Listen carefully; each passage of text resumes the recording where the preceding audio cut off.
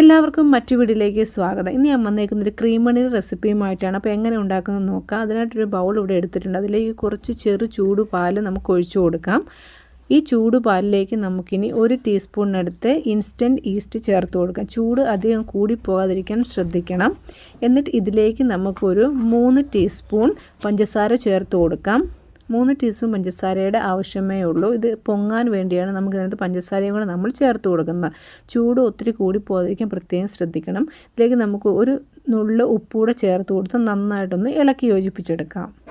ഇനി ഞാനിവിടെ ഒരു വലിയ പാത്രം എടുത്തിട്ടുണ്ട്. അതിലേക്ക് നമ്മൾ തയ്യാറാക്കി വെച്ചിരിക്കുന്ന ഒഴിച്ചു കൊടുക്കുക.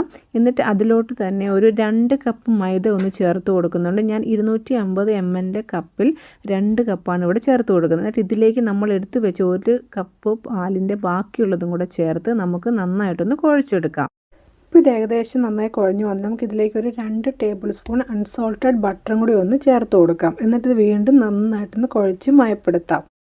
ഇങ്ങനെ ഇത് കുഴയ്ക്കുമ്പോൾ നമുക്കിത് കയ്യിൽ വല്ലാതെ ഇത് ഒട്ടിപ്പിടിക്കുന്നതായി തോന്നും. പക്ഷേ ഇതാണ് ഇതിൻ്റെ പാകം. ഇപ്പോൾ ഇത് നന്നായി കുഴഞ്ഞു വന്ന് നമുക്കിതിൻ്റെ മേളിലേക്ക് ഡ്രൈ ആവാതിരിക്കാൻ കുറച്ച് എണ്ണയും കൂടി ഒന്ന് തടവി കൊടുക്കാം. എന്നിട്ടൊരു നനഞ്ഞ തുണി വെച്ച് ഇതൊന്ന് ഒരു മണിക്കൂറത്തേക്ക് ഒന്ന് മൂടി വയ്ക്കാം. എന്നിട്ട് തുറന്ന് നോക്കുമ്പോൾ ഇപ്പോൾ നന്നായിട്ട് പൊങ്ങിയിട്ടുണ്ട്. നമുക്ക് വീണ്ടും ഇത് നന്നായിട്ടൊന്ന് ഒന്ന് കുഴച്ചെടുക്കാം. ഇപ്പോൾ നന്നായിട്ട് കുഴഞ്ഞ് വന്നിട്ടുണ്ട്. നല്ല സോഫ്റ്റായിട്ടുണ്ട്. നമുക്കിത് ചെറിയ ഉരുളായിട്ടൊന്ന് ഇങ്ങനെ ഉരുട്ടിയെടുക്കാം. ഇപ്പോൾ ഇവിടെ ഏകദേശം ഒരു 6 എണ്ണം ഇവിടെ കിട്ടിയിട്ടുണ്ട്. ഇനി നമുക്കിതൊരു കുറച്ച് 10-15 മിനിറ്റ് കൂടി ഒന്ന് ഇങ്ങനെ വെച്ചാൽ ഇത് കുറച്ചുകൂടെ നന്നായിട്ട് പൊങ്ങിക്കിട്ടും. ഇനി നമുക്കൊരു പാൻ അടുപ്പത്ത് വെച്ച് അതിലേക്ക് എണ്ണ ഒഴിച്ച് ഇത് ഓരോന്നായിട്ട് അതിലേക്ക് ഇട്ട് കൊടുത്ത് തീ വളരെ കുറച്ച് നമുക്കിതൊന്ന് വേവിച്ചെടുക്കാം. തീ ഏറ്റവും കുറച്ച് തന്നെ വയ്ക്കുക, അല്ലെങ്കിൽ ഇതിൻ്റെ ഉൾഭാഗം ഒട്ടും വേഗത്തില്ല. ഇത് തിരിച്ചും മറിച്ചും കൊടുത്ത് നമുക്ക് ബ്രൗൺ കളറാക്കി എടുക്കാം. നമുക്ക് വീണ്ടും എല്ലാം ഇതിനകത്തിട്ട് നന്നായിട്ട് വറുത്തെടുക്കാം. തീ ഏറ്റവും കുറച്ച് വയ്ക്കുക. എന്നിട്ട് 2 വശവും നന്നായി മൊരിഞ്ഞ് ബ്രൗൺ കളറാകുന്നവരെ നമുക്ക് തിരിച്ചും മറിച്ചും ഇട്ട് കൊടുത്തൊന്ന് വേവിച്ചെടുക്കാം. ഇത് നന്നായിട്ട് ഇപ്പം മൊരിഞ്ഞ് വന്നിട്ടുണ്ട്. ഒരു നല്ല ബ്രൗൺ കളറായിട്ടുണ്ട്. നമുക്കിനി ഇത് ഈ എണ്ണയിൽ നിന്ന് കോരി മാറ്റാം. ഇത് ഒത്തിരി അങ്ങോട്ട് കറുത്ത കളറായി പോകാതിരിക്കാൻ പ്രത്യേകം ശ്രദ്ധിക്കണം. ഇത് ഓരോന്നായി മാറ്റി വെച്ച് നമുക്ക് അങ്ങനെ എല്ലാം തന്നെ വറുത്തെടുക്കാം.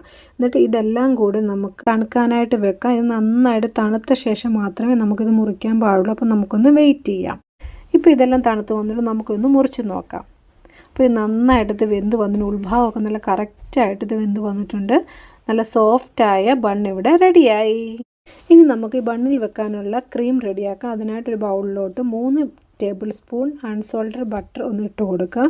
എന്നിട്ട് ഇതൊരു സ്പൂണോ അല്ലെങ്കിൽ ഫോർക്കോ അല്ലെങ്കിൽ ബീറ്ററോ വെച്ച് നന്നായിട്ട് ബീറ്റ് ചെയ്ത് നല്ല ഇതുപോലെ നല്ല ലൂസാക്കി എടുക്കുക. ഇതിപ്പോൾ നല്ല ക്രീം ടെക്സ്ചറിൽ വന്നിട്ടുണ്ട്. നമുക്കിനി ഇതിലേക്ക് മധുരത്തിന് ആവശ്യമായ പഞ്ചസാര ചേർത്ത് കൊടുക്കാം. ഇത് പൊടിച്ച പഞ്ചസാര ഒരു 1/2 കപ്പ് പഞ്ചസാര ഞാനിവിടെ ചേർക്കുക. ഏകദേശം ഒരു 4-5 ടേബിൾ സ്പൂൺ ഇതുണ്ടാകും. ഓരോരുത്തരും മധുരത്തിന് ആവശ്യമായിട്ട് നമുക്കിതിനകത്ത് പഞ്ചസാര പൊടി ചേർക്കാവുന്നതാണ്. ഇനി ഇതെല്ലാം കൂടെ നന്നായിട്ട് ഇളക്കി ഒന്ന് യോജിപ്പിച്ചെടുക്കാം.